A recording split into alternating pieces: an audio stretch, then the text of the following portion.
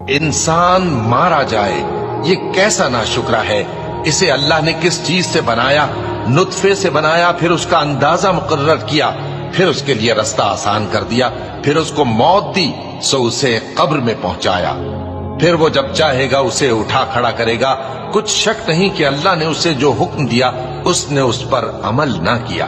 تو انسان کو چاہیے کہ اپنے کھانے کی طرف نظر کرے۔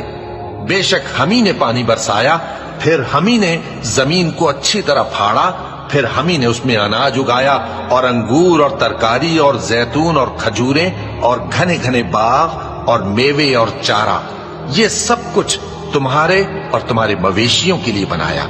تو جب کانوں کو پھاڑنے والی آواز آئے گی، اس دن آدمی اپنے بھائی سے دور بھاگے گا، اور اپنی ماں اور اپنے باپ سے اور اپنی بیوی اور اپنے بیٹوں سے بھی۔